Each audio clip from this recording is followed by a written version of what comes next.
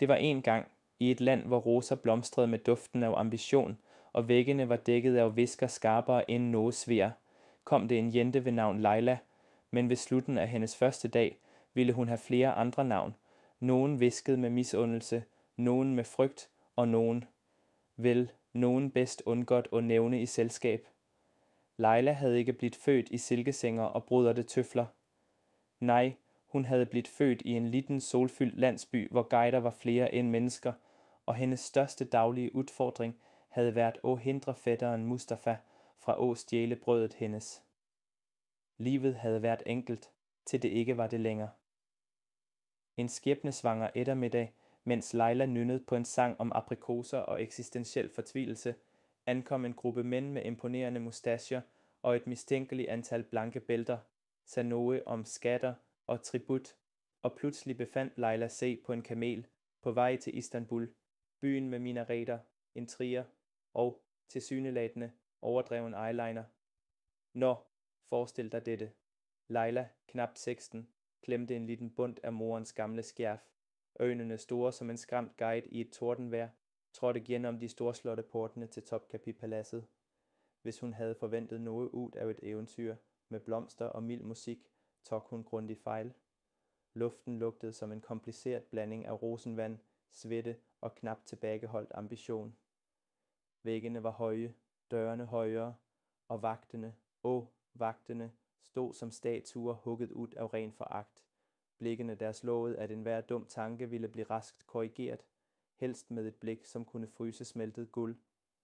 Hun havde knapt sat foten indenfor, før hun umiddelbart blev bortført af en kvinde så drabert i silke, at hun så ud som en vandrende stofbutik. Denne kvindens navn, fik hun vide, var Fatma den Formidabel, paladsets seniorbetjening, og, efter alt at dømme, den uofficielle administrerende direktøren for ikke engang tænkt på det. Fatma havde den unikke evnen til at smile, samtidig som hun fik dig til at føle, at du havde begået 3 forbrydelser og en social fejltrin. Ny kyrt, Fatma sagde, med øjnene smalere, som hun cirklede rundt Leila som en grib, som vurderede, om guiden var fersk nok til at spise. Fin ansigt, anstændige tænder, ikke for høj. Ja, sultanen kan like denne, eller i det mindste ikke kaste hende ind i vaskerummet inden en uge. Følg mig. Og følge gjorde hun, ned endeløse korridorer, som så ud til former at se som tankene i et paranoid sind.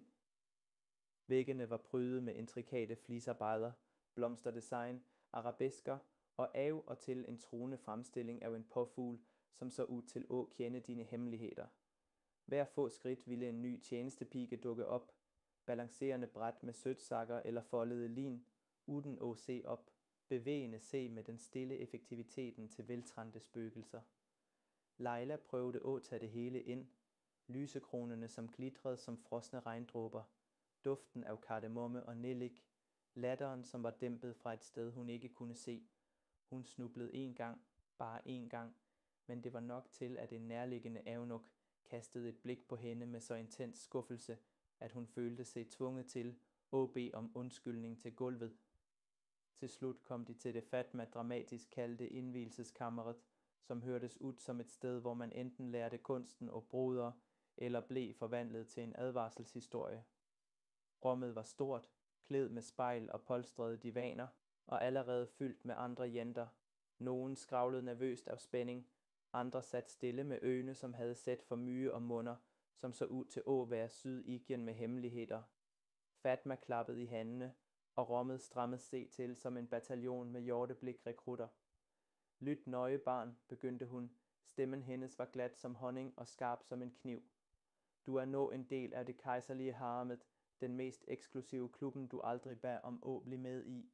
Her vil du lære kunsten af raffinement, lydighed og, hvis du er heldig, hvordan smile, mens du planlægger nogens fald. Du vil stige eller falde ikke bare på grund af skønhed, men også på grund af kløgt, timing og evnen til at se uskyldig ud, mens du aflytter. Du er ikke her for at drømme. Du er her for at overleve. Leilas vælgede overlevelse hørtes ud som en fuldtidsjob. Fatma fortsatte og talte på fingrene som en handelsmand, som opsummerede gæld. Regel 1. Ikke tiltræk opmærksomhed, medmindre det er den rigtige typen opmærksomhed. Regel 2. Din lugt betyder mere end din sjæl. Regel 3. Sultanens mor, valide sultan, styrer dette stedet. Glem det på egen risiko. Regel 4. Ikke under nogen omstændigheder berør granatæblene uden tilladelse. De er metaforiske. Laila vidste ikke, hvad den sidste delen betød, men måden Fatma sagde det på fik hende til at føle, at et fejlblik på et granatæble kunne føre til pludselig forbrænding. Resten af dagen gik i en tåge af introduktioner. Dette er Aise, ikke stol på smilet hendes. Hun har engang forgiftet nogens eyeliner. Prøving af klær. Laila blev snørt ind i en silkekjole så stram, at hun kunne føle sine forfædres gråt. Og en lektion om holdning, som involverede balancere en bok på hovedet, mens hun reciterede reglerne for osmansk etikette på 3 sprog. Ved middagstid værkede Lailas ryg, magen rumlet, og hjernen hendes føltes som en gryde med ukendte skikker, mærkelige ansigter og en overvældende trang til at gemme sig under en divan. Middagen i sig selv var et skue, en orkestreret symfoni af delikate tallerkener, viskede hilsner og kalkulerede blik. Maten var udsøgt, lam stuet med aprikoser, ris med pistachenytter og en sorbet så sødt, at den føltes som flyttende svik. Men Laila kunne ikke smage på noget af det ordentligt, distraheret som hun var, af det stille dramaet, som udspilte sig ved bordet. Hvem som sat hvor, hvem som vågede at tage den sidste dadlen, hvem som så for længe på kastraten, som leverede en brættet lap. Det var mindre et måltid og mere en forestilling, og Leila var usikker på, om hun var en statist eller pointet i vitsen. På et tidspunkt lente en jente ved navn Zeynep, som havde en aura af nogen, som samlede hemmeligheder for sport, se over og viskede, håret dit er for skinnende. Nogen kan tro, at du prøver for hardt. Laila blinkede. Er ikke skinnende hår bra? Zeyneps smil var tyndt og skarpt. Ikke når de gale lægger mærke til det. Ah, sådan skulle det blive. Senere, da hun endelig blev vist til sit delte rom, et rom prydet med falmede tæpper, en luft af resinerede drømmer, og den uomtvistelige duften af jasmin og knapt skjult fortvivlelse, kollapsede Laila på puden sin og stirrede op i taket. Jeg er i et forgyldet bur, mumlede hun, mens hun med blikket fulgte de intrikate mønstrene på væggen. Et vældig vakkert, vældig duftende, vældig farlig bur. Rumkammeraten hendes, en surmulende jente ved navn Hatishe, som snakkede i kryptiske ordtak, kastede et blik over og mumlede. Påfuglen sprer sine fjer, men ræven spiser æggene dens. Laila havde ingen anelse om, hvad det betød, men det hørtes truende ud, så hun nikkede alvorligt og lot, som hun forstod. Da lanternerne blev dæmpet, og de mygge viskende fra harammet svævede ind i natten, indså Laila, at hun ikke bare var i et palads, hun var i en verden af viskede alliancer, parfumerede politik og 1000 uskrevne regler. Og et sted, bag et tæppe eller en dør, sat sultanen. Manden, som kunne ændre livet hendes med et blik, eller afslutte det like let. Men det var et problem for en anden dag. For når lukkede Laila øjnene og drømte om hjemmet, et sted, hvor guidene ikke dømte eyelineren hendes, og den eneste intrigen var om Nabokua havde vandret ind i melonlappen Igen. Selvfølgelig, som hun snart ville lære, var nostalgi en luksus ingen konkubine kunne undse. Laila vågnede på sin andre dag i harammet med en følelse, som ikke var ulig den af at blive trampet ned af en flok elefanter, hvis disse elefanterne havde på se broderte tøfler og bare bræt med rosenvand. Hver muskel i kroppen hendes værket, ribbene hendes klagede, hovedbunden hendes, angrebet af gårsdagens intrikate fletter, banket som en tromme ved en bryllupsfest, og likevel, mens hun lå der på sin alt for mygge pude, omgivet af den svage duften af jasmin, musk og uskreven harme, pulserede en tanke stærkere end smerten. Ikke blive lagt mærke til, eller værre, blive lagt mærke til på fejl måde. Dagen begyndte, som alle dager i harammet tilsyneladende gjorde, med dødsbjælden. Ikke dens officielle navn selvfølgelig, men det kunne like gerne været det. Ved daggry, akkurat da Laila havde glidt ind i en drøm om guider, som styrtede en sultan i et blodløst kup, ringte klokken, skarp og skængrende, og skar gennem luften som en bødelsblad. Op, op, bjeffede Fatma den formidabel, som på en eller anden måde havde materialiseret sig i døråbningen som en ondskabsfuld sky af silke og autoritet. 10 minutter, damer. 10. Hvis du ikke kan se ud som en delikat blomsterkronblad kysset af morgenens duk på 10 minutter, er du til ingen nytte for nogen. Laila, som ville have foretrukket mindst 15 minutter for at gå fra forvirret potet til halv menneske, spræt op og blev med i galskaben. Kammeret blev en krigszone af skønhedsritualer. Rosenolie sprøjtet, perler knust til pulver, kålpinder svingt som våben. En jente ved navn Nalan forsøgte at påføre eyeliner, mens hun reciterede koranske vers, noget som både var imponerende og alarmerende. Zeynep, den med det knivskarpe smilet, mumlede lavt om Lailas kindben, noget om lidt forfyldige for hoffets smag, mens Hatise, Lailas kryptiske rumkammerat, bare mumlede: Svanen, som synger for tidligt, inviterer revens appetit.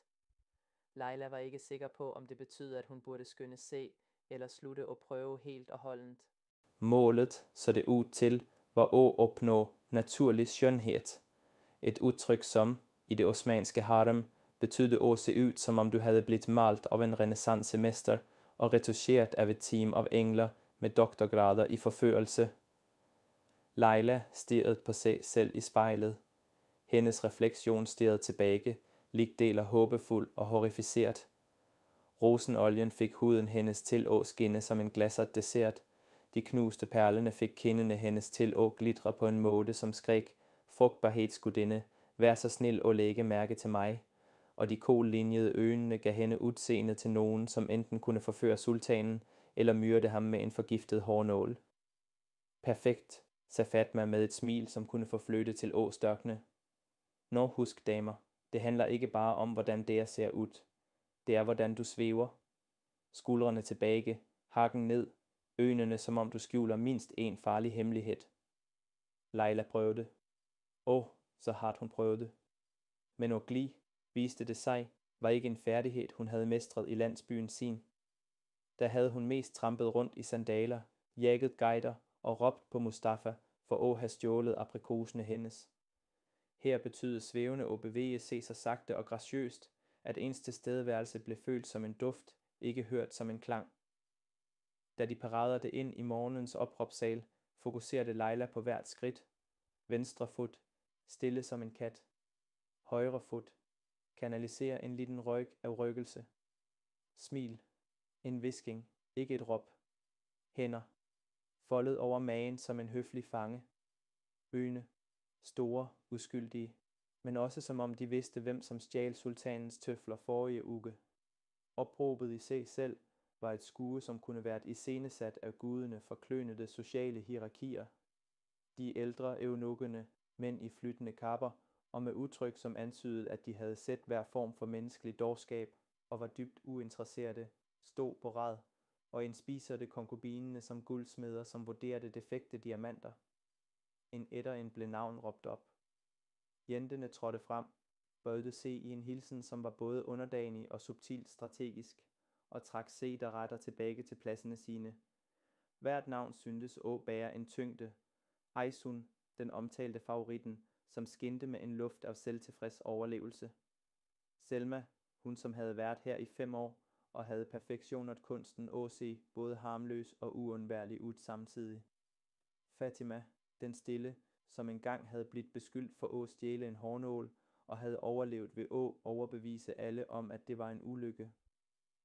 Da de nåede Laila, flakkede Hones blik over hende, og stoppede et øjeblik for længe på den lidt ujævne eyelineren hendes. Læbene hans rørte sig, hverken et smil eller en snert. Lailas hjerte bankede som et trommeslag i en festivalparade. Hun er ny, mumlede kastraten, som om det forklarede alt. Laila bøjede sig så lavt, at hun næsten inhalerede marmorflisen. Etter opråbet kom lektioner i kvindehed, som hørtes mistænkeligt ud som et eufemisme for, hvordan eksisterer uden at fornærme alle. Morgensklassen var kunstens af subtilitet, smigring uden at smigre. Komplimenter af dolker, begyndte instruktøren, en skræmmende elegant ældre konkubine ved navn Gylnas den uforlignelige, med stemmen som fløjl over stål. For skarp, og du vil trække blod. For kjedelig, og du vil se ud som en tosk. Målet er å såre med elegance. Hun gestikulerede til Leila om å rejse sig. Giv mig et kompliment. Leila blinkede. Håret dit er vældig symmetrisk. En bølge av latter fejde over rummet. Gylnas smilte det smilet til en kat, som netop hadde fått tilbud om en spesielt treg mus. Symmetrisk, gjentok hun, som om hun smakte på en dårlig fiken. Kanskje vi må begynne med det grunnleggende. Leila satte seg ned, med kindene brændende, mens de andre jentene tok turer med ålage komplimenter så lavdelt med mening, at de kunne vært brugt som politiske manifest. Din tilstedeværelse, valide sultan, er som duften av jasmin, subtil, berusende og umulig å ignorere uten å risikere fornærmelse. Din stemme er en melodi som væver seg gjennom luften og binder oss i respektfuld beundring. Deres visdom, ærverdige dame, er lyset som vejleder våre beskjedne skridt, som månen som lyser opp veien for den ydmyke reisende. Leila prøvde å ikke sukke. I landsbyen hennes havde den høyeste formen for ros vært. Den geita ser mindre sint ut i dag. Resten av dagen utspilte seg som et komplisert skuespill med alt for mange skuespillere, alle som opptrådte for et publikum på én, sultanen, som ikke engang var til stede. Det var broderitimer, hvor Leila lærte, at en skæv tulipan kunne ses på som en politisk udtalelse. Det var danseøgter, hvor hofteskjerfed hendes forrådte hende ved åløsende se midt i en snur og næsten halshugge en uvitende avnuk. Og det var etiketteøvelser, hvor hun lærte, at å-blunke for mye kunne signalisere respektløshed, mens å-ikke blunke i det hele tatt kunne tyde på, at forgiftning var på tankene. På et tidspunkt fikk hun en bok med titlen Fascinerende, men glemt haremets overlevelseshåndbok. Hun var ikke sikker på, om det var en spøk. På sen ettermiddag var Leila klar til å kollapse i den nærmeste fontenen og la fisken ordne opp i fremtiden hennes. Men det var fortsatt en prøvelse igjen. Duftseremonien, en hendelse så absurd, at den kunne vært oppfunnet av en kjedelig gud med sans for det dramatiske. I en hulrom fylt med røkelse så tykk at man kunne svømme i den, ble konkubinene arrangert som blomsteroppsatser. Hver og en ble salvet med en spesifikk duft, valgt for å gjenspeile deres essens. En evnuk nærmet seg Leila med en liten flaske og en holdning av overdrevent vigtighet. For deg, nykommer, rosenvann, med et hint av kardemomme.o, den svageste visken av sandeltra. Leila snuste forsiktig. Det luktet som om noen hadde prøvd å lage dessert av et tre, og ved et uheld påkalt angst. Hvorfor disse duftene? Spurte hun. Eunukken hevet et øyenbryn. Rose for skjønnhet, kardemomme for intriger, sandeltræ for vægten av usagte ambisjoner, og den svageste tonen av overlevelse. Leila blinkede. Det lukter som anger. Precisely. Da solen sank under horisonten, kastet lange skygger gjennom palassets gitterverk, vendte Leila tilbake til sitt rom, utmattet, parfymerte og grundig forvirret over sin plass i verden. Hattise, alltid filosofen, så opp fra broderiet sitt, som enten var en blomst eller en eksistensiell krise, og mumlet, frukten som modnes for raskt vil råtne innen morgen. Leila sukket, kastet seg ned på puten og stirret opp i taket. Overlevelse, så det ut til, handlet ikke om skjønnhet eller talent. Det handlet om å bli lagt merke til akkurat nok, men aldri for mye. Om å lære blikkets språk, komplimentenes valuta og kunsten å sitte helt stille mens verden snurret gal av sted rundt deg. Og i morgen ville det hele begynne igjen. Hammammen, det mytiske stedet for renselse, makt og passiv-aggressiv scrubbing, hvor grensen mellom spadag og politisk manøvrering er like tynn som dampens slør, som hænger ved de marmorbelagte veggene. Leilas tredje dag i harammet begynte med en lukt så intens, at den så ut til å omgå neseborene hennes helt og slå rett på hjernen hennes. Det var jasmin, ja, men også citron, lavendel og den vedvarende ånden av ambisjon. Det var en lukt som hvisket. I dag vil du enten få en venn, en fiende eller et livslangt utslett. Leila hadde blitt dratt, vel grasiøst eskortet, til badstuen av Fatma den Formidabel og et team av avnukker, som beveget seg med presisjonen til sjakkbrikker i et spil, der dronningen altid vandt. Velkommen til hammammen, intonerede Fatma, med armene udstrakt som en præstinde foran et alter af duftende damp. Dette er stedet, hvor vi renser kroppen, og nogle gange sjælen, selv om resultaterne kan variere. Badstuen var en stor hal af marmor og gulvblad, med fontener som boblede som sladder, fliser så intrikate, at de så ud, som de var håndmalte af himmelske praktikanter, og en trykkende tåge, som fik Leila til at føle, at hun havde vandret ind i armhulen til en vældig rik, vældig nervøs kæmpe. Kvinder svævede gennem tågen som silkeagtige spøgelser, deres broderte håndklæder klistret kunstnerisk til kroppene deres, kunstnerisk selvfølgelig, fordi kunsten at drabe håndklæder var en kritisk færdighed i harmet, for løst, og du så slurvede det ud, for stramt, og du blev beskyldt for at være en, som prøvede for hardt. Den gyldne middelvej lå et sted mellem, jeg lader ikke engang mærke til, at jeg strålte, og ja, jeg fugter huden med tårerne til mine rivaler. Leilas håndklæde, naturligvis, svigtede hende. Det gled, det faldt, det klarede på en eller anden måde hægte se i hjørnet af et lavt bord, og rulle se ud i en serie tragikomiske snurringer, som etterlot hende stående midt i rummet, som en plukket kylling i et blomstermarked. Gisbundt latter, en ældre konkubine, ved navn Hafise Viskeren, som var omtrent 300 år gammel, og havde blidt rygtet overleve 4 sultaner, hævede bare et øjenbryn så skarpt, at Leila følte selvfølelsen sin knuses, som billig keramik.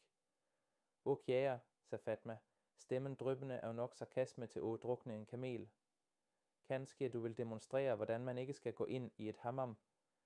Leila mumlede en undskyldning med en stemme så liten, at den kunne have fået plads på en linse, og slik begyndte hammam-kronikkene, en daglang saga med scrubbing, glidning og overlevelse af den mest farlige hændelsen i harmskalenderen, nakken-politik. Ritualet med lofaen, Leila blev usentimentalt placeret på en opvarmet marmorplade kendt som Göbektashi, navlestenen. Det var varmt, ja, men også ubarmhjertig, som fanget til en gammel bedstemor, som lugtede svagt af såbe og skuffelse.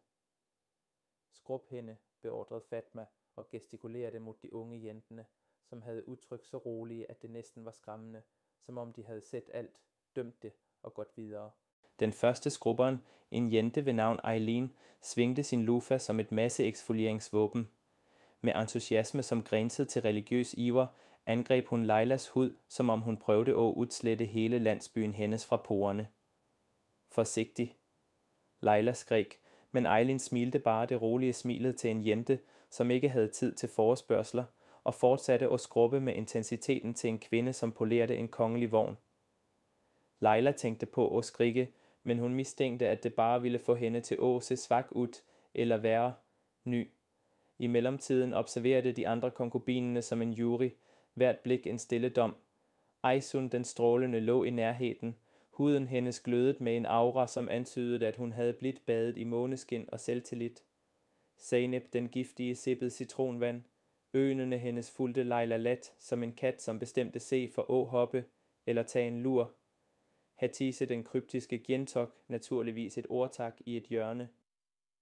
Fisken, som svømmer for nær land ved havne i fiskerens kurv, mumlede hun, noget som var til hjælp for absolut ingen. Leila prøvede at virke nonchalant, selv om svampen havde nået et niveau af skrubbing, som hun var ganske sikker på, brød mindst 2 internationale traktater. Damp, intriger og siddeblik etter. Skrubben kom dampen, en ceremoni, som indebar at sitte i et lille rum så fugtigt, at det kunne smelte stål, mens tjenere øste vand over varme steiner og frigjorde skyer af jasminduftende undertrykkelse. Det var her, i dampkammeret for hemmeligheder, at den virkelige politikken begyndte. Samtaler svævede gennem tågen, hver med skjulte betydninger. Så du hvem, som fik det ekstra granateplet til frokost. Oversættelse. Hun rejser se på hende. Jeg hører, at sultanen foretrækker jenter med delikate ankler. Bedre skjule de anklene, ellers bliver det klesvask for dig. Valide sultanens kat har været syg. Sligt et omen. Oversættelse. Nogen bliver degraderet. Leila, ny og naiv, prøvede at følge trådene, men det var som at forsøge at aflytte en flok med papegøjer, mens man sagte blev kogt. Aysun svævede forbi, stoppede akkurat længe nok til at viske. Du sitter på damppladsen min. Laila blinkede. Din hvad?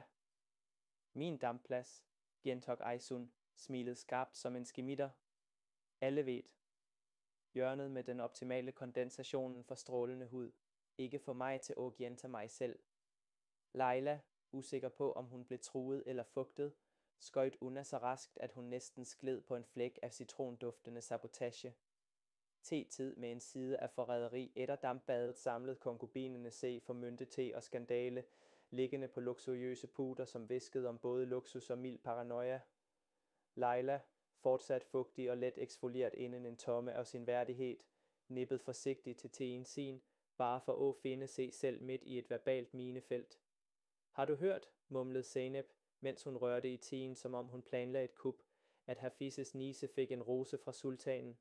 Gisp en jente mistede tekoppen sin, en anden satte en daddel i halsen. Umulig, hviskede Aylin med store øjne.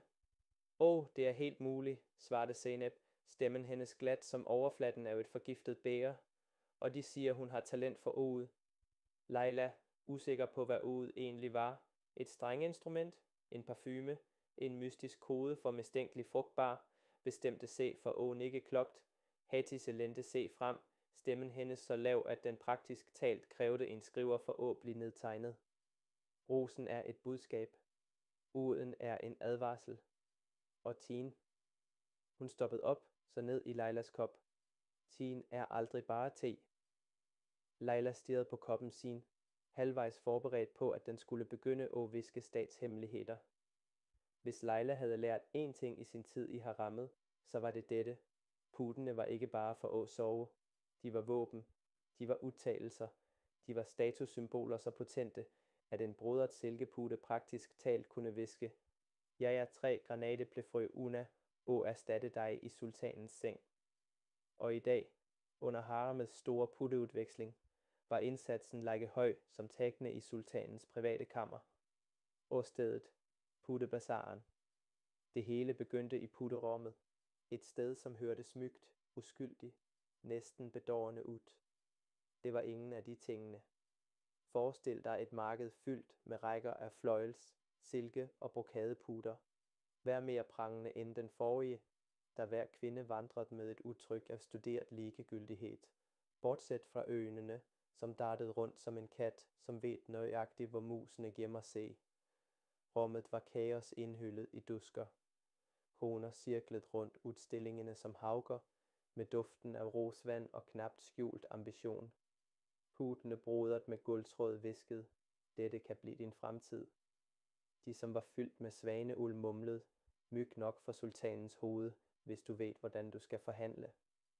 Og så var det de beskedne putene, enkle, beige ting fyldt med det, som ligge gerne kunne være hakket halm.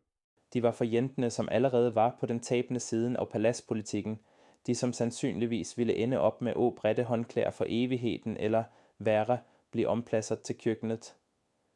Laila havde naturligvis fået en af disse ydmyge putene af en eunuk med holdningen til en mand, som delte ud en dødsdom. Her, sagde han, og stak puten ind i armene hendes med entusiasmen til nogen, som giver fra sig en lidt brugt hårbørste. Laila stirrede på puten. Den stirrede tilbage. Det så ud til at viske. Sov på mig, så vågner du i vaskerummet. Putehierarkiet. Forklart. Dårlig. Fatma, den formidabel fejede ind i rummet i det øjeblikket, med ærmene som svævede bak hende som bannerne til en sejrende general. Damer, kunggjorde hun, stemmen skarp nok til at skære granatepler i luften. Dagens lektion er enkel. Putene dine er din position. Det reflekterer din plads i harmet. Det annoncerer din værdi uden at du trænger at sige et ord. Og husk, sultanen kalder ikke på jenta med den enkle putten. Hun stoppede op, lod det synke ind. Laila, som klemte sin pute af fortvivlelse, følte at hun holdt et skilt, som sagde, hej, jeg er engangs. Fatma fortsatte, nå, lad os øve på posering. Pute i hånden, hakken højt, øjnene beskedne, men mystiske. Husk, det er ikke bare en pute, det er et magtspil. Rummet brød ud i et virvar af aktivitet. Kvinder puffede, drabert og arrangerede sig selv som levende malerier. Aysun holdt selvfølgelig en pute så udsmykket, at den så ud, som den havde blitt brodret af et team med engler under strengt tilsyn af en himmelsk projektleder. Hun lente se mod den med en lat, indøvet elegance og udstrålte en slags uanstrengt overlegenhed, som fik andre til at enten ville dræbe hende eller købe hende en sorbet. Leila prøvede at imitere hende, men puden hendes havde den strukturelle integriteten til en fugtig tortilla, og hun endte op med at se ud som en skræmt gås i et silkesjal. Te, sladder og putteskam. Ettermiddagen udviklede se til te og tyndt skjulte fornærmelser, som sædvanligt. Jeg kunne ikke undgå at lægge mærke til, begyndte Zeynep, stemmen dryppende og falsk sødme, at nogen af os fortsat holder på nybegynderpuderne.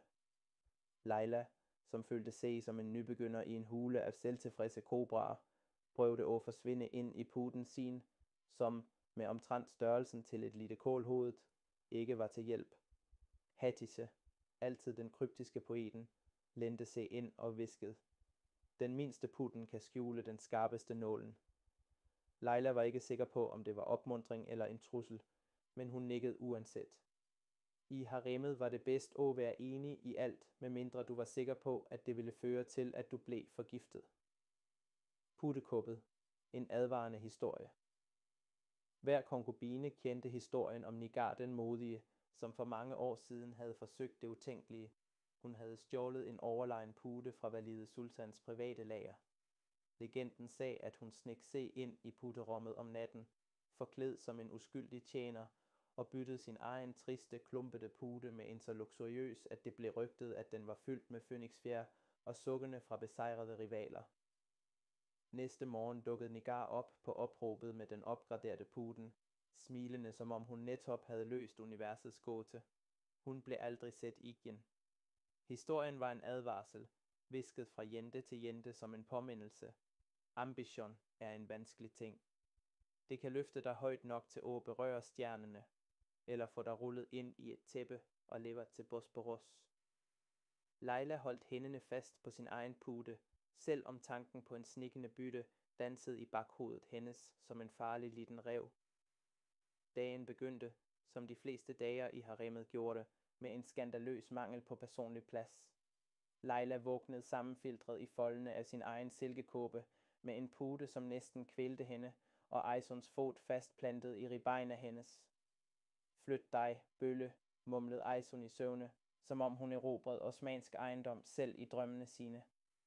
Leila sukkede og skrælte se af divanen, mentalt forberedt på nok en dag med politisk intriger, passiv-aggressive teceremonier og den altid tilstedeværende frygten for at blive ompladset til håndklædeopgave.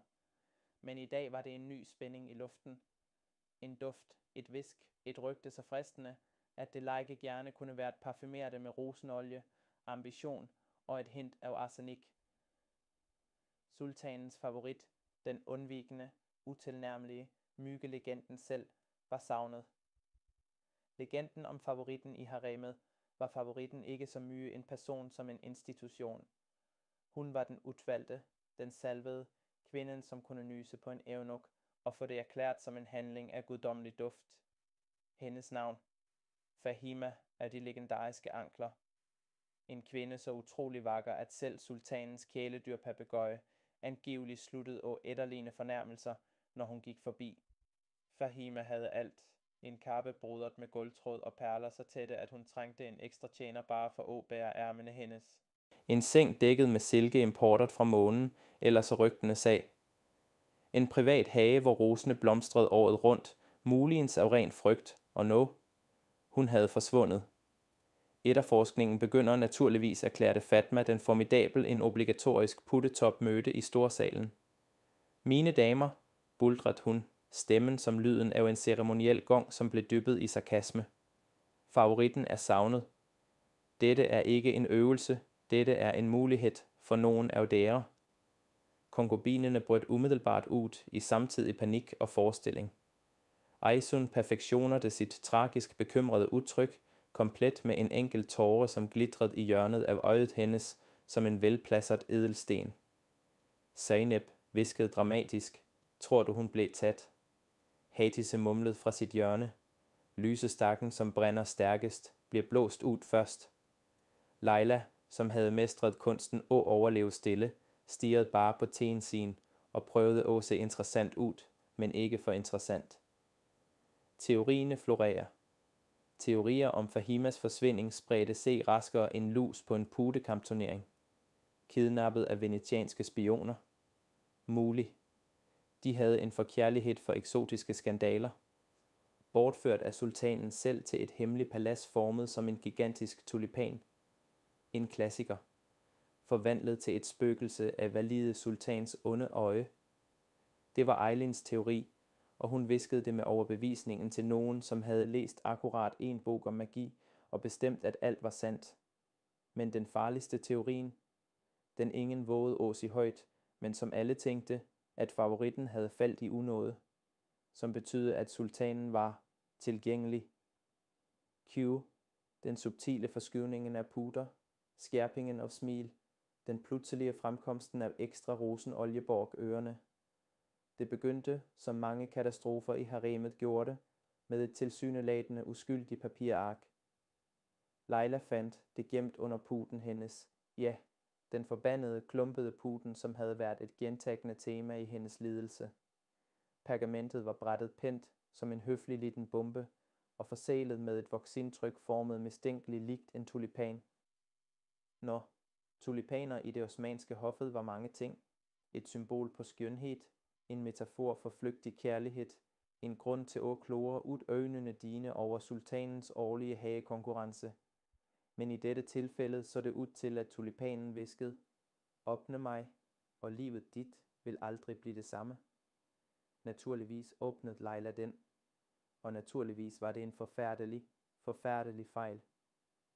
Brevet, som kunne ende imperier, eller i det mindste din sociale status. Indholdet i brevet var uventet. Det begyndte i elegant, svingende osmansk skrift. Kjære blomst af måneskinshorgen. Du bliver indkaldt ved midnat ved fontenen, for at diskutere sejret af største følsomhed. Sig det til ingen, kom alene. Tag med rosenvand og en følelse af diskretion, hvis du klarer det, en ven. Leilas øjenbryn skørt op så langt, at de næsten rømte fra panden hendes. En ven. Den eneste person, som nogen gang havde signet et brev til hende på den måde, var eunukken, som engang hjalp hende med åløsende båndet hendes, og hun var ganske sikker på, at han ikke brød se om rosenvand. Hendes første tanke, dette er en test. Dette er altid en test. Hendes andre tanke, eller det er en fælde, eller det er en mulighed, eller det er en fælde, som ser ud som en mulighed, men som faktisk er en test forklædt som en fælde. Velkommen til Harmed, hvor selv en handleliste kan være en kodet attentatplan. Harmrygtene. Raskere end lyset. Leila prøvede at holde brevet skjult, men væggene i harammet havde ører og et urovækkende antal kvinder, som påstod at bare strække på se, mens de åbenbart lyttede. I løbet af minutter begyndte viskene at slynge se gennem marmorhallene som parfumerte slanger. Hørte du? Leila fik et brev. Et brev. Fra hvem? Fra en ven. Du ved, hvad det betyder. Det betyder, at hun sandsynligvis er død inden morgen. Fatma den formidabel hørte det i løbet af sekunder. Hun dukkede op i Leilas døråbning, truende som en stormsky laget af stivnet lin og ren vilje. Er det noget, du vil dele med klassen, kære? Spurgte hun, smilede hende så skarpt, at det kunne skære figen. Leila, fanget som en due i et paladsmåltid, gjorde det enhver fornuftig konkubine ville gjort. Hun løj. Det er bare et digt, stotrede hun. Du ved, om punkt tulipaner og vejret. Fatmas øjne smalnede til sprækker, men før hun kunne stille flere spørgsmål, lød en skarp stemme fra korridoren. Valide sultan tilkalder konkubinene, og akkurat slik blev rummet tømt raskere end en tallerken med fyldte dadler ved til selskabet. Nå havde Leila lært 3 ting om livet i harammet. Hver kompliment var en potentiel fornærmelse i forklædning. Hvert smil var en strategisk beregning.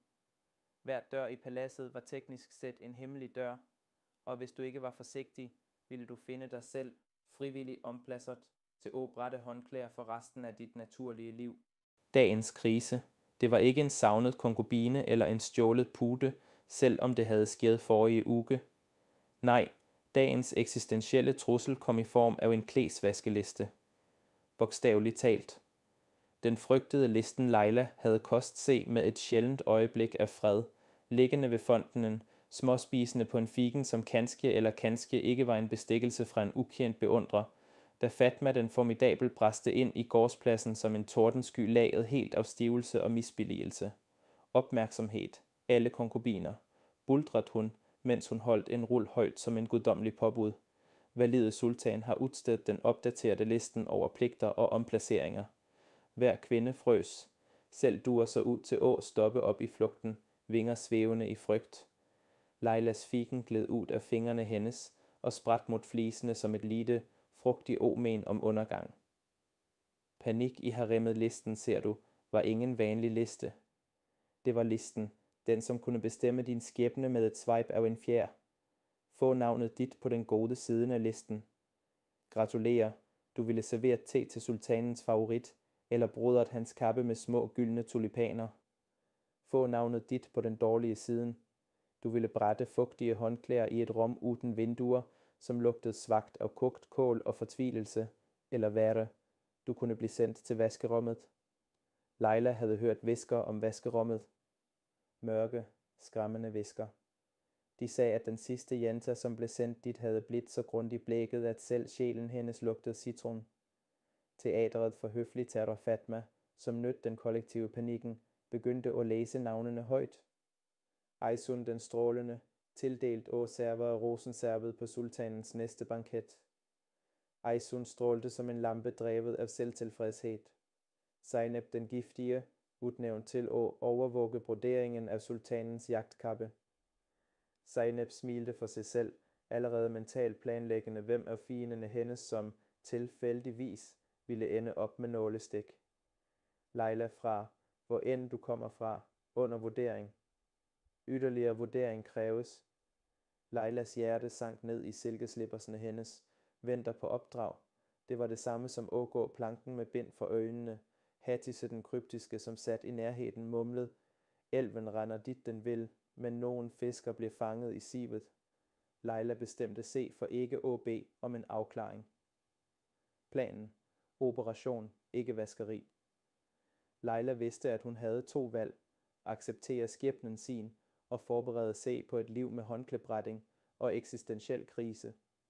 Planlagt som om livet hendes afhang af det. Naturligvis valgte hun det andre. Hendes første stop var Aylin betjenten, en jente, som vidste alt, som hemmelighedsfuldt var forelsket i sultanens kat og påstod at have set Valide Sultan selv nyse i et lommetørkle brodret med små hovedskaller. Aylin, hviskede Leila, hvad betyder ventende opdrag? Aylins øjne blev store. Det betyder, at du er i Valides grå zone. Hverken favoriseret eller glemt. Det er en test, en fælde eller begge deler. Leila følte magen sin snuse. Så hvad skal jeg gøre? Aylin lænte sig ind, stemmen lav. Du overlever. Og du overlever ved at være nyttig. Find en måde at gøre dig uundværlig på. Bevis, at du er mere værdifuld end de andre jentene. Vær silkesjalet, ikke vaskekluden. Leila nikkede alvorligt, selvom hun ikke havde nogen anelse om, hvad det betyder. Det hele begyndte med en rose. Ikke bare en hvilken som helst rose forresten, men en rose så perfekt rosa, så absurd duftende og så unaturligt symmetrisk, at den så ud til at blunke til naturens lover. Leila fandt den på puden sin, ja, den forbandede klumpede puden, som havde været hendes skæbne siden kapitel 1, ledsaget af en lap så kort, så elegant, at den nærmest skræk. Dette er enten den bedste dagen i dit liv, eller åbningstrækket i et skakspil, du er i færd med at tabe. Lappen læste, i kvælt, hagen, brug perlene, ingen navn, ingen signatur, ingen forklaring. Leila stirrede på det, og lurede på, om dette var en invitation, en advarsel, eller en udspekuleret spøg fra Zainab den giftige. Bak hende kiggede Aylin over skulderen hendes og viskede, at dette hvordan det begynder. Opstigningen eller attentatet. Leila, altid optimisten, valgte at tro på opstigning. Haremmet forbereder sig til den store banketten. Den natten var haremmet en bikube af hektisk aktivitet. Silke raslet, parfumer tog til luften, og hver konkubine opdagede pludselig et desperat behov for at justere hårpyntene sine nøjagtigt 17 ganger. Aysun den strålende smilte til Leila over et bræt med rosensorbet. Nervøs kære. Jeg hører, at sultanen har vældig høje standarder. Leila smilte sødt, mens hun mentalt forestillede sig at dytte Aysuns sorbetbræt ind i ansigtet på en forbipasserende evnuk. Fatma den formidabel barket ordre som en general, som forberedte sig på krig. Damer, husk. Kvældens banket er ikke bare et måltid. Det er en forestilling. Et teater af diplomati. En ballet af blik. En pudestappet opera af passiv aggressivitet. Ikke gør mig flag, eller det jeg selv. Leilas hoved snurrede. Perler, hagen, puntrosen, banketten. Det føltes som om hun jonglerede med brændende fakler, mens hun balancerede på en silkebeklædt line med bind for øjnene og muligens i brand. Hagemødet. På den aftalte timen snek Leila se ind i hagen. Hjertet bankende, perler glitrende om halsen som små forræderiske måner. Der, blandt jasminen og den lave mumlingen fra fontenene, står sultanen. Personligt, iført en kappe så storslot, at den kunne have betalt ned den nationale gælden til 3 små europæiske land. Han snudede sig smilte og sagde, Leila, jeg har hørt mye om dig. Leilas hjerne skruede se straks af. Tankene hendes bestod af et enkelt, gentagende mantra. Ikke svime af, ikke svime af, ikke svime af. Sultanen gestikulerede mod bænken. Sit. Hun satte sig. Han lænede sig ind, konspiratorisk. Fortæl mig, Leila, hvad synes du om loyalitet? Leila blinkede. Var dette en test? En fælde? En filosofisk debat ved midnat under fuldmånen? Hun tog et dybt pust, huskede Eilins råd, vær silkesjalet, ikke vaskekluten, og svarte, loyalitet, deres majestæt, er som en rose. Den blomstrer, da den bliver stelt, og visner, når den bliver forsømt. Sultanen stirrede på hende i et langt, skræmmende øjeblik. Så kastede han hovedet bakover og lod Leila pustet ud, bare for at indse, at hun havde holdt pusten i det, som føltes som et helt århundrede.